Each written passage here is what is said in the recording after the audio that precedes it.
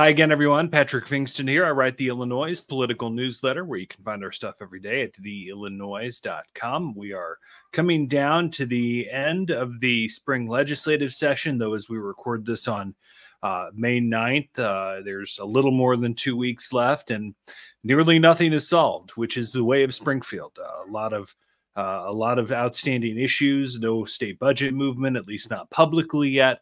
A lot to happen in the next couple of weeks. So we'll talk about a little bit of that with House Republican leader Tony McCombie. She's a Republican from Savannah out on the west side of the state. Her second session as House Republican leader. And we'll talk to our friend Jeremy Gorner, political reporter for the Chicago Tribune, who's been covering the State House and was traipsing around the building with Brandon Johnson, the mayor of Chicago, as he made a visit to Springfield this week that was met pretty tepidly, I think it's safe to say. So a lot to come with those. Let's just give you a quick rundown of kind of where things stand. There's been a lot of Republican consternation over the last couple of weeks on a bill that was passed really out of the blue by Democrats last week that essentially ends slating for legislative candidates. Slating is the process where if nobody runs in a primary, a political party can appoint someone to the ballot the next spring after the primary that can run in the general election. They don't usually win. I think the last one that won was Mary Edley Allen, who's now in the Senate. But when she got elected to the House in 2018, after her opponent resigned and in disgrace, and they appointed somebody who didn't do a particularly great job, the Democrats took that seat. It's a tactic kind of from the old Madigan days where, he would see what happens in a Republican primary and then decide, does this race warrant our investment of our money, of our campaign cash and our resources, and would give some Republicans a pass and others not. And Republicans have kind of swayed from we're going to take a swing and throw a bunch of different candidates on the ballot, most of whom have no chance of winning, or like this year where they kind of picked a couple where they thought they had a chance to make a splash. And the most notable one was a guy named Jay Keevan, who's the city administrator in Troy, which is in Madison County, former Edwardsville police chief and former state trooper, who was slated to run against State Representative Katie Stewart, who's maybe one of the more vulnerable Democrats, even though Joe Biden did win her Metro East district in 2020. Essentially, this bill showed up on a Wednesday morning, and by Thursday afternoon, it had been passed by the Senate. And a couple hours after that, signed by the governor. House Republicans, once the bill started moving, geared up, got Keevan on the ballot, and now you're still going to have this race for Stewart's seat in November. So it added a couple of advisory referenda, which in the scheme of things doesn't really matter because they're non-binding. And they're just kind of designed to impact turnout, though I don't think they ever really impact turnout. There's the Bears, which is still out there. The Bears are asking for $900 million in bonds to build a new stadium on the lakefront, which isn't really the most controversial part of the story. The bonds would essentially get repaid through existing taxes. It just extended out longer than they currently are. The issue here is the Bears want somebody to pay for $1.5 billion of infrastructure improvements on the lakefront, on Lakeshore Drive, etc. The city's like, it's not us. So somebody's expecting the state to pay for that, which the state essentially doesn't have. The governor has said as much, and it's called the proposal a non-starter. The legislature is moving forward on a couple of the governor's key initiatives from the spring. One creates an early childhood department within the governor's executive branch. Another would impact how health insurance companies can do step therapies and require authorizations for things that are essential medical care. And then, of course, there's the budget. The governor has asked for an upward of $1 billion in tax increases, either through sports gaming, changes to retail merchants, credits and some tax cap deductions on business. So there's been some consternation, at least rumors of consternation about that. And the governor's deputy governor, Andy Manar, former state senator, put out a memo to state agencies this week, essentially saying, hey, we may not get our tax increase, so prepare to cut $800 million, which of course isn't something that they're going to do. One House Democrat called it saber rattling, that the governor's office was trying to scare House Democrats into passing all of his tax increases and get all of its spending. We reported earlier this week that Democrats aren't really stressing the final couple of weeks of the legislative session. Essentially, they have the votes to do whatever they want. Progressives are pushing for more. One progressive told me we're always pushing for more, though it sounds like they're focused on a larger child tax credit than what the governor had in his original proposal. So a lot of stuff's come out in the next couple of weeks, and we'll keep up on it here on the Illinoize. A lot to come and a lot more to see over the next couple of weeks. We had a chance to talk with House Republican leader Tony McCombie on Wednesday. Some things were still kind of in process, so if it's a little bit dated, you'll understand why. But busy people, busy weeks, and we fit in some time on Wednesday. So here's our chat with Tony McCombie. Let's bring in House Republican leader Tony McCombie. She's in her second session as House Republican leader as things wind down in Springfield for the month of May, maybe, possibly, seemingly, as it always is at the end of May. Leader, we've kind of been down this road before, where it's the middle of May. There are a lot of unanswered questions. I guess just the first thing I want to know is just what's the atmosphere as you see it in Springfield as we tick down the days here of the spring session. Well, I think it's interesting that you said the end of or middle of May and things are winding down. They're probably beginning to wind up, actually. The atmosphere, it's kind of weird for me being the second year. I personally have a different feeling. I'm not as, I would say, last cycle, I spent a lot of time trying to get over to the speaker's office, really trying to engage in conversation, trying to learn the budget process when we were, left out. And this year we started the year with letters to all of the leaders, and now really not spending much time on the House side. I've had a few conversations with the governor's staff, and I know our budgeteers are reaching out to the Senate side more so. So just kind of going at it a different way, since it didn't work the way we had hoped last year. But really just kind of going through the motions, and I think we'll see less bills, which is great this year, but it is a campaign year, and I guess that's probably the reason. It just seems a little calmer. But we have a lot of time to really amp some crazy up yet. I want to circle back to the talks part of this in a few minutes, if you're willing, just because of some of the different language we've heard from each side here. But one of the more recent issues before we get into the heavy budget stuff, a bill that passed last week as we record this on Wednesday, the 8th, was this hastily put together elections bill that ended slating for candidates for the legislature, stacked on a couple of or three non-binding referenda, which in the end really don't mean a lot. This was totally panned by Republicans as what was it, the Katie Stewart Protection Act, the state representative from Edwardsville who has a potentially very difficult election from an appointed candidate. Why is it important to you that slating be protected? Well, it's really quite interesting, and they won't stop at anything.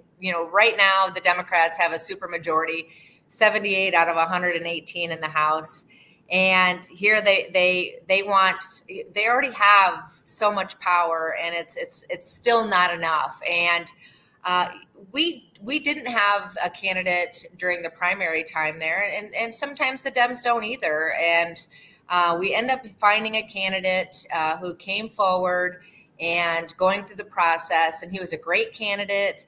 And he says, you know what, I'm going to get 1,000 signatures by May 20th, which is a really aggressive goal because it's not due, I think, until June 5th. And I'm like, that's awesome. And then all of a sudden we find out I think it was on a Wednesday, May 1st, that they're dropping a bill. We hear we're going to have a bad day. They drop a bill in rules at 10:40. And then by the end of the day, a bill passes that they're going to take away the slating.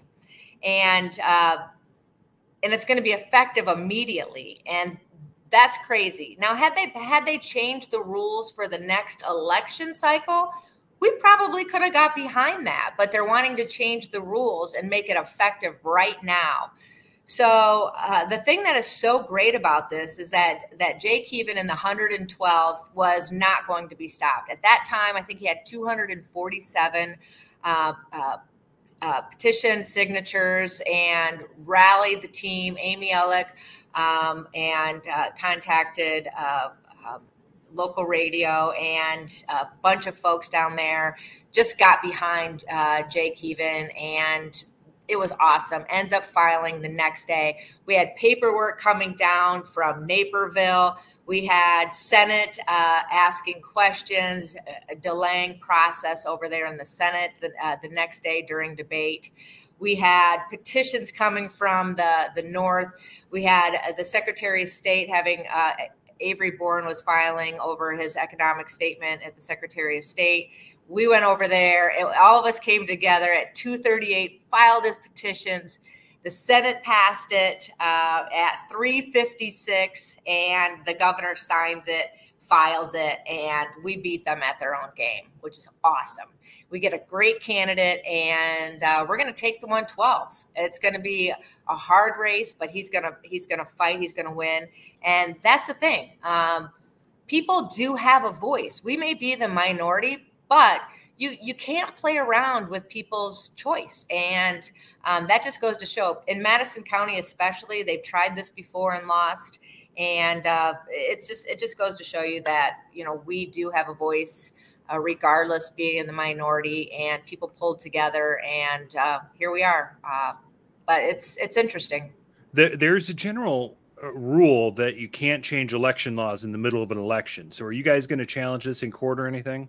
Yeah, and here's the other thing. I mean, a bill came over from the Senate, and it's kind of inside baseball. And I know most of the people that probably watch your podcast are aware of most of this. So this is inside baseball around here. Yeah, this is what we do. So it comes a DCFS bill. So that's another piece of it, right? It should be on an elections bill. So a DCFS bill passes in the Senate, and they bring it over to us. Strip it, gut it, and replace it. So then we pass it on a DCFS bill. So then when it goes back over to the Senate, they don't have to do anything other than just pass it on concurrence. So here you have a good bill, maybe for, that's going to help kids and, families and well, who cares about that? We're just going to, screw the system and do this. So that's another thing that's too bad. So there's two pieces of that. The third, there wasn't 3 readings. It's not a bill that's in the actual act, but I'm going to guess, well, I shouldn't say that. I mean, I would think that the Democrats would be smart. There was actually one more candidate in the 57th. The Democrats could challenge the 57th candidate. He filed the next day. The governor signed it on Thursday, but it wasn't actually filed till the next day. I think it was around 8:30, 8:36, and the 57th candidate, District 57th, filed like at 8:46, somewhere around there. If the Dems were to challenge that, there could certainly be a court case there. Now, I think there will be some sort of a court challenge, whether it's on the act, the process. I'm sure somebody will. I don't think it's going to be the Illinois House Republicans, but there will be, I'm guessing, somebody somewhere that certainly will. So let's get into some budget stuff, and I appreciate you taking time. I know it's busy in Springfield, and we got to get you out of here in a few minutes. So as we're recording this Wednesday, the governor's chief budget negotiator, Deputy Governor Andy Manar, has sent agency directors a memo telling them to prepare for a scenario where they have $800 million less in revenue, and to prepare to make those cuts. It sounds, I heard some rumors about this earlier in the week that there were some Democrats that were pushing back on the governor's proposed tax increases, which included on sports gaming, one on retail merchants, et cetera. I guess, one, what's your reaction to that? Is this saber rattling, saying we're going to scare you into passing our tax increase, or do you think there's a real concern that Democrats aren't going to be able to put votes on what the governor wants? Well, in the governor's budget proposal in February, there was $900 million, so almost $1 billion in tax increases in that already. So this isn't something new. And the problem will be that there won't be any capital or member initiative dollars. So they're probably upset that there's not a higher tax increase so they can have some fluff. That's probably the real issue. So it doesn't surprise me. I haven't seen that from at this podcast. I haven't seen that memo yet. But, as us Republicans, our job is to hold the Democrats accountable. We want to be letting everybody know what's in the budget. With the Senate, I would say probably in control of the budget this year again. We will have at least a day or two, maybe 3 days to see the budget, let people know what's actually in it compared to when the House is in charge. We don't know what's in it before it's passed. So hopefully we'll have that opportunity again, and we'll let the public know. When I was first elected in 2016 and the budget was 2017 when I was in, I think it was around 32, almost 33 billion. Now we're at 53 billion dollars with no reforms, no tax reforms. I doubt we're going to see that. Not saying that there's not things in the budget that aren't good. We want to make sure we're paying the pension bill. That's a shared priority. Funding education.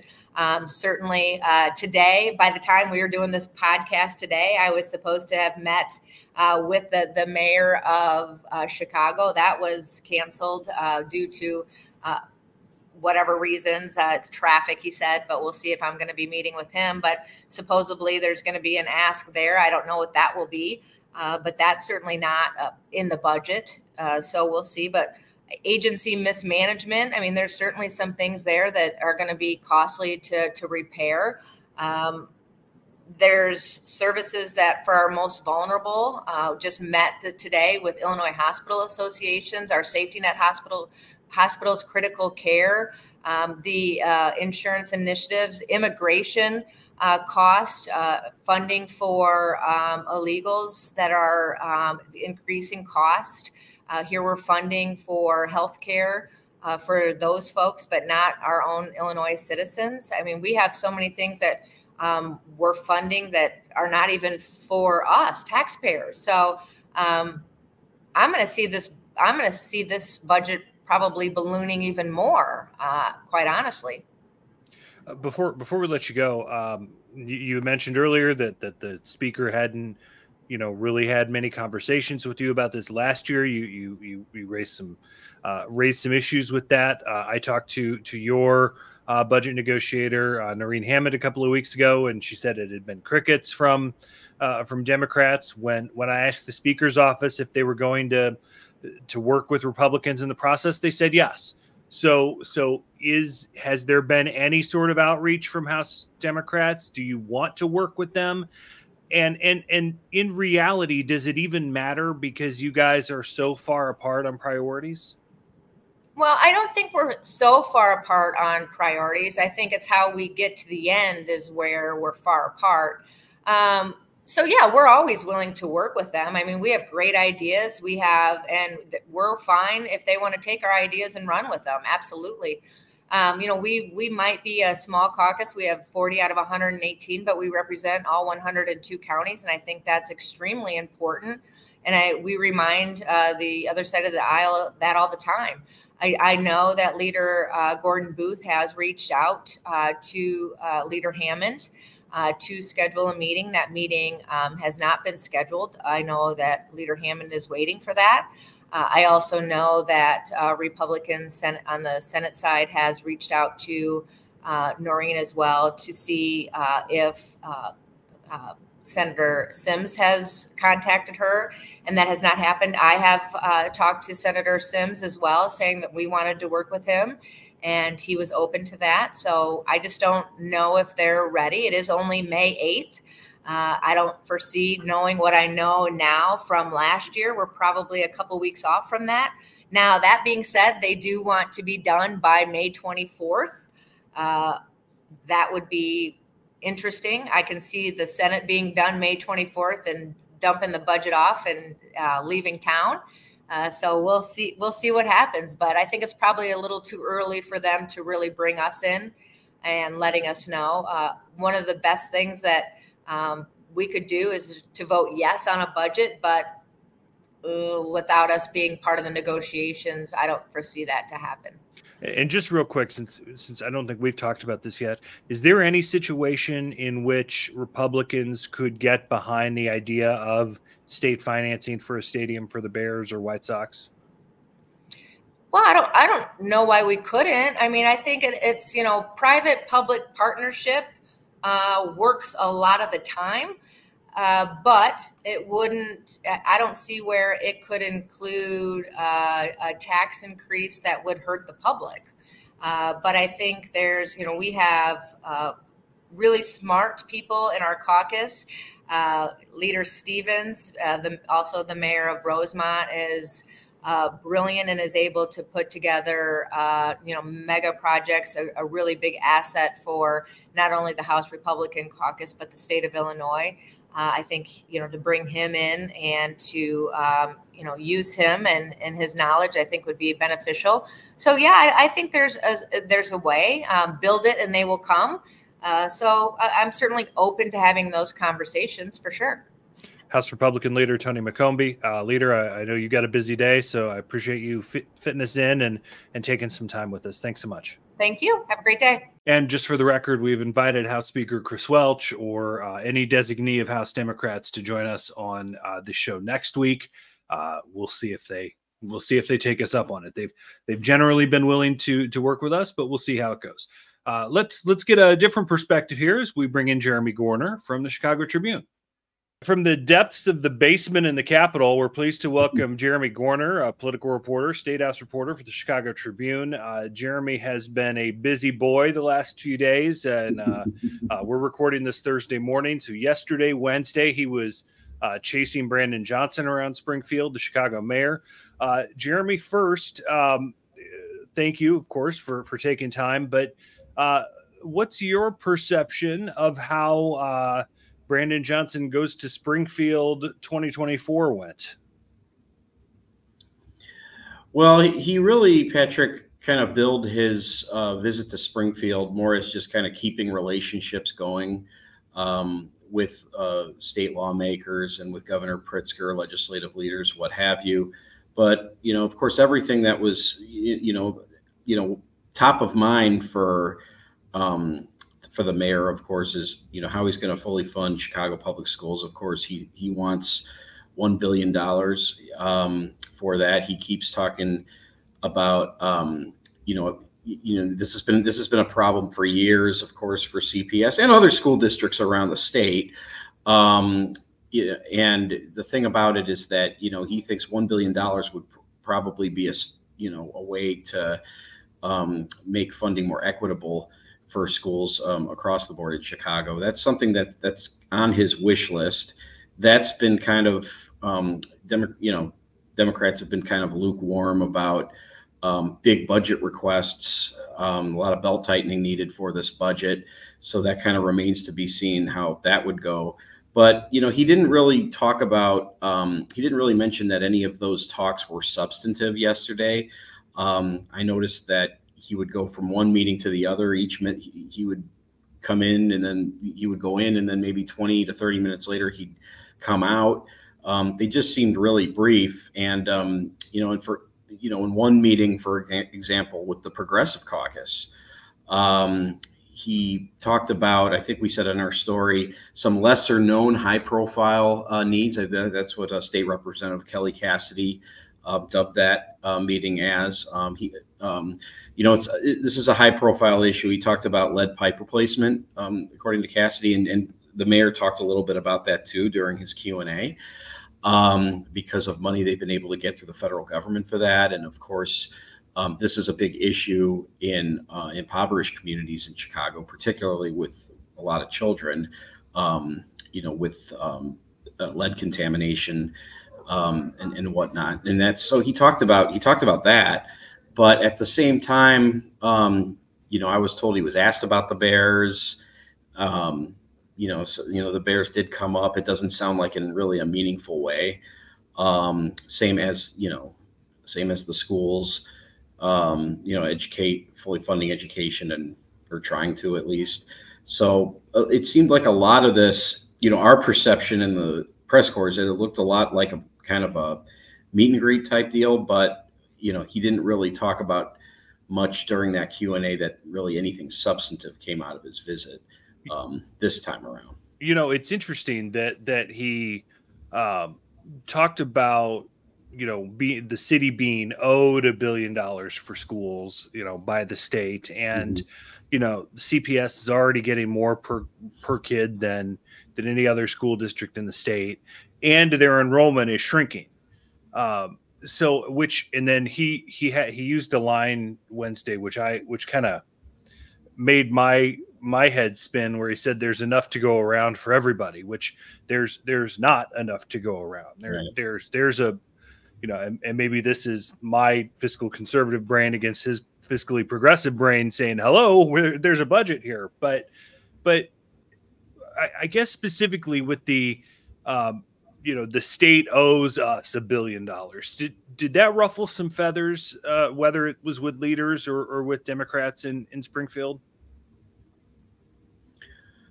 Not so much yesterday, specifically. I think, in the grand scheme of things, Patrick, it's almost like, fat chance. We don't know how this budget's going to play out, in the next few weeks. There's obviously, we're talking about this budget, doesn't look like there's going to be an April surprise, or there was an April surprise or anything like that. But at the same time, Pritzker has, expressed numerous times, more so in reference to discussions about the prospects for a new Bears stadium, that there's a lot of priorities in the state. Education, no doubt, would be a higher priority than a Bears stadium. But when the governor uses rhetoric like that, it makes you think like, look, we really do have to watch our. It seems to imply, that, hey, we really do have to watch our spending.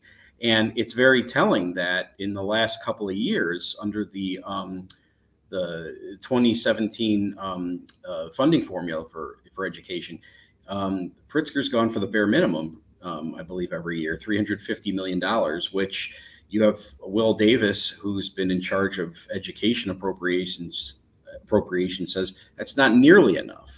350 million additional on top of what they've been spending. Yeah, sorry, $350 million additional. Right. I mean, but that's the bare minimum. Mm-hmm. And now, but Johnson wants that up to $1 billion, which, I mean, so you show me where that is in the budget, and I'm sure people would be happy to do it. But the right. billion doesn't exist. I mean, that's the reality. Right. I mean, I'm sure it would be nice, but just looking at Pritzker's in the legislature's spending habits in this area over the last couple of years, it would seem like it would be uncharacteristic of them to do that, especially with all Pritzker's rhetoric, in the last couple of months, especially in the context of this whole discussion about the Bears. That's where it's really opened the door for him to talk about being careful for what they spend. Do you see any movement on a Bears stadium deal at all at this point? Not in the immediate sense, no. I know that obviously lobbyists are down here pretty regularly, in discussions with the General Assembly. I know last week they were here with lawmakers and of course with Governor Pritzker. But, for something in the next few weeks, it really, it's not just, the governor's not really not the only skeptic. I mean, there's lawmakers as well. I mean, and that just kind of goes, Mayor Johnson, has come out in support of this, thinking that this could be, another gem, another crown jewel for the city, and it could have a lot of economic benefit, for residents. But again, Pritzker has, after he comes out last week with saying that what the Bears have proposed is a non-starter, it seems to me, and then, the week before that, Speaker Welch, saying that he would be really surprised if something happens in the next few weeks. It doesn't. I'd be very surprised if something happens by, by the end of May on this. I mean, who knows? Maybe down the road there could be something, but I mean, I haven't heard one way or the other. But by the end of this spring session, just everything that I've heard, everything you've probably heard, it seems like a very tall order. Well, I actually asked Chris Welch the question that as the Bears press conference was happening, if he had any thoughts on it, and he's the one that, and then he offered the fact that he told Kevin Warren if he put it on the board, it would fail and fail miserably. I mean, he offered that information. Right. And that's telling. That wasn't being coy. Sure. There's no appetite for this, man. Right. Yeah. And I have not heard anything to the contrary since he made those comments, nor have I heard any, and of course, since last week after, after Kevin Warren and Karen Murphy from the Bears met with the governor's aides. They didn't meet with Pritzker. If I said that earlier, I apologize. They met with his aides. After that meeting, I mean, the governor, released a statement saying the proposal was still was a non-starter. So let's talk big picture then. I mean, we've got, we're recording this, Thursday, the 9th. So we've got essentially 2 weeks and a day left in the scheduled session. Democrats are pretty chill from what I've gathered about where we stand in the budget process. There have been rumors about concerns over the governor's, handful of tax increases in the budget, which led to the deputy governor, Andy Menard, putting out a memo to agency heads on Wednesday saying, prepare for cuts, which one Democrat said that's just saber rattling, trying to scare us into doing their thing. Is there concern among Democrats about whether they're going to be able to land the plane over the final 2 weeks here? Well, I mean, it's certainly the biggest budget they've seen, right? I mean, since during Pritzker's tenure, $52.7 billion. But based on everything we've seen from COGFA so far, nothing, doesn't seem like there's anything out of the ordinary. Doesn't sound, we certainly, I would think that we would know by now if we were going to see something like last year where, where the governor's office, where there was a miscalculation on the cost of the immigrant health care programs. As you recall, the governor proposed $220 million. Then the projections were that it was going to be over $1 billion, and then they settled for $550 million. We haven't seen anything like that. I would think that we would see something like that already if there was going to be something that would throw the budget negotiations out of whack. But look, he's got the migrant crisis on his hands. He's proposed 108. So, for example, and we talked about this yesterday with Mayor Johnson, $182 million coming out of the state coffers is what Pritzker's proposing. Is that going to be enough? Are they going to need, are they going to come, are they going to come back for more? I mean, we haven't seen the influx of migrants, over the last 6 months that we did probably the previous 6 months. But I mean, that's definitely something that, is concerned about. Will that $182 million figure stand? Will they need more from the state? That's one issue. Of course, with this, with this these health insurance reforms that he wants to make. I mean, that's become, a key initiative for Pritzker. I mean, there's that. And then there's also, and of course, with education, what does the budget forecast look like for that? And then we haven't even talked about like public transit. There's a proposal. You have these fiscal cliffs, right? COVID money is running out in areas of education and transportation. And there's a proposal, to consolidate some budgeting for Metra, PACE, CTA, to try to ease some of those concerns. But, so it'll be interesting to see how they land the plane with all that on their plates, especially with this COVID money running out. But to your point, yes, like I haven't heard of anything that would derail, any kind of budget negotiations that would, delay the passage of a budget. Jeremy Gorner from the Chicago Tribune, our friend, and who's doing great work in Springfield. I always told him that going from the police beat to the politics beat is pretty logical in Illinois these days. So I appreciate it, Jeremy. Thanks so much, and we'll see you down there in the next week or two. Thanks, Patrick. All right. Thanks to House Republican leader Tony McCombie for joining us. Thanks to Jeremy Gorner from the Chicago Tribune for his time too. A lot of things going on in Springfield for these guys to take time out for us to fill us in on what they're seeing and have a little back and forth on it too. And we appreciate those conversations and being able to give you different perspectives. And that's why we do this. Thanks so much for joining us. Read our stuff anytime at the Illinoize, ILLINOIZE.com. And you can get our updates each and every day. Become a subscriber. Just click the subscribe button in the top right corner of the homepage, and you can get our emails every day. Thanks so much for joining us. We'll talk to you soon here on the Illinoize.